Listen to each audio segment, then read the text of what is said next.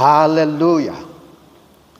Selamat berjumpa dalam renungan firman Tuhan dengan tema Yesus sudah selesai memikul hukuman kita di atas kayu salib. Pembacaan terambil dari Yesaya 53 ayat 5 yang terbaca sebagai berikut. Tetapi dia tertikam oleh karena pemberontakan kita.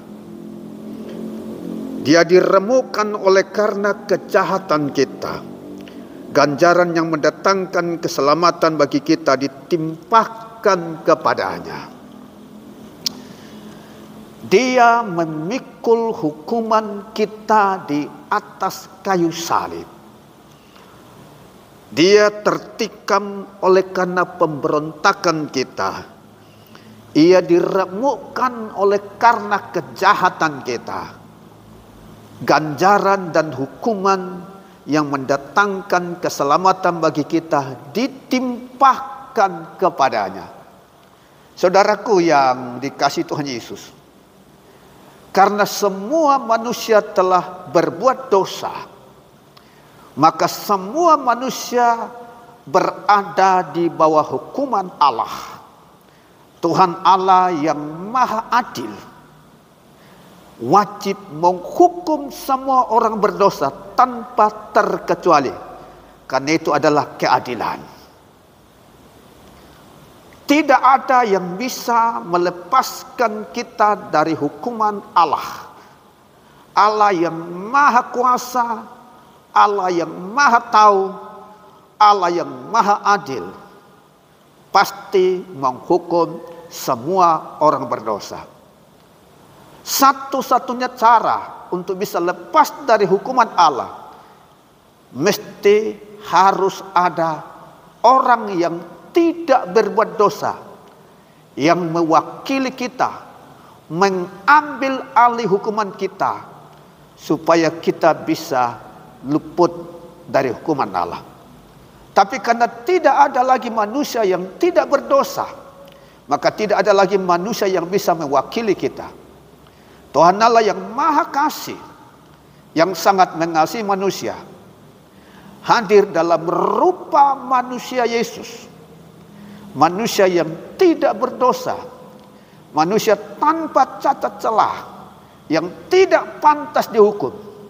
Tapi oleh karena kasihnya, dia merelakan dirinya untuk disalib dengan tujuan memikul semua hukuman kita di kayu salib, agar kita yang percaya kepadanya tidak lagi dihukum, karena dia telah menggantikan kita.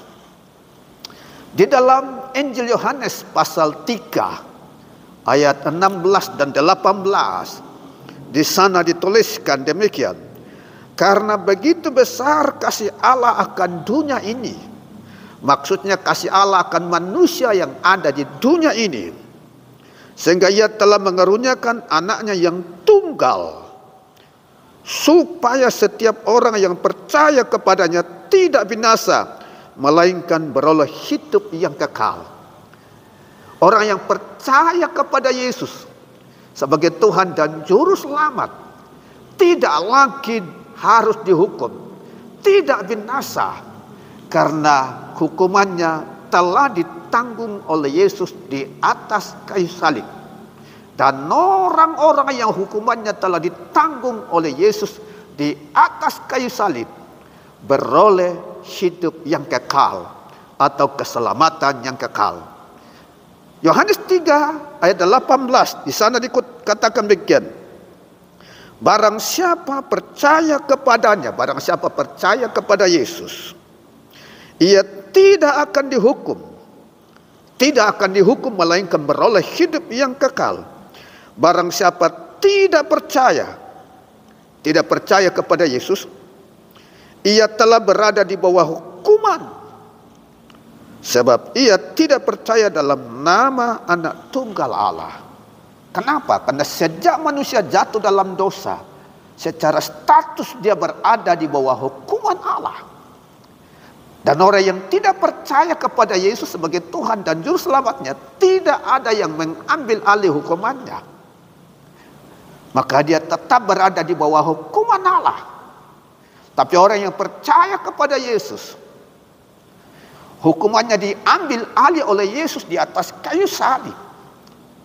Maka dia tidak perlu dihukum lagi, melainkan diberi hidup yang kekal atau keselamatan yang kekal. Dalam Yohanes pasal 5 ayat 24, Tuhan Yesus berkata begini, "Aku berkata kepadamu, sesungguhnya barang siapa mendengar perkataanku dan percaya kepada Dia yang mengutus aku, ia mempunyai hidup yang kekal dan tidak turut dihukum. Sebab ia sudah pindah dari dalam maut kepada hidup." Orang yang percaya kepada Yesus sebagai Tuhan dan Juru Selamatnya tidak turut dihukum, sebab hukumannya sudah diambil alih oleh Yesus. Dia sudah berpindah dari status orang yang dihukum kepada status hidup yang diselamatkan dan diberi hidup kekal atau keselamatan kekal. Saudara kekasih Tuhan, kemahaadilan Tuhan Allah mengharuskan Dia menghukum orang berdosa. Tuhan Allah melakukan eksekusi hukuman itu dalam 3 tempat. Pertama, di atas bumi selama masih hidup dalam tubuh ini. Kedua, ketika meninggal dunia, masuk dalam alam maut, api yang menyala, seperti yang terjadi kepada orang kaya dalam cerita Lazarus. Ketiga, pada pengadilan tahta putih akan dilemparkan ke dalam lautan api yang kekal, yang tidak berakhir. Saudaraku yang kekasih, semua manusia telah berbuat dosa, dan karena itu semua manusia berada di bawah hukuman ilahi dari yang maha kuasa. Satu-satunya cara untuk lepas dari hukuman Tuhan yang maha adil, menerima Yesus Kristus sebagai Tuhan dan Juru Selamat, karena Dia sudah selesai menanggung hukuman kita di kayu salib. Dia berkata, sudah selesai. Dan Dia memberikan kita hidup kekal, keselamatan kekal. Jika saudara sudah terima Yesus Kristus, teruslah percaya padanya, setia padanya. Dan jika saudara belum, saya anjurkan saudara, terimalah Yesus sebagai Tuhan dan Juru Selamat saudara. Karena satu-satunya yang bisa membebaskan saudara dari hukuman Tuhan. Saya mau berdoa untuk saudara. Mari kita berdoa. Bapa Sorga yang maha kasih, terima kasih karena Engkau telah memberikan anak-Mu yang tunggal, agar dalam diri Yesus memikul dosa kami, sekaligus memikul hukuman kami di atas kayu salib. Maka kami yang percaya kepada Yesus Kristus sebagai Tuhan dan Juru Selamat, hukuman kami sudah diambil alih. Kami sudah dibebaskan dari hukuman Tuhan. Dan kami dikaruniakan hidup kekal, keselamatan kekal. Kami menjalani hidup di bawah kasih karunia Tuhan dan menuju kepada tempat yang penuh dengan kemuliaan.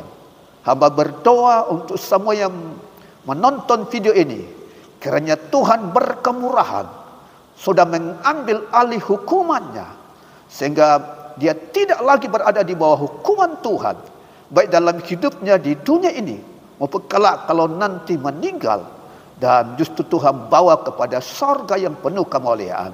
Terima kasih Tuhan, dalam nama Tuhan Yesus hamba berdoa. Haleluya, amin. Puji Tuhan, selamat saudara sudah dibebaskan dari hukuman dan sudah diberi hidup kekal. Tuhan Yesus memberkati.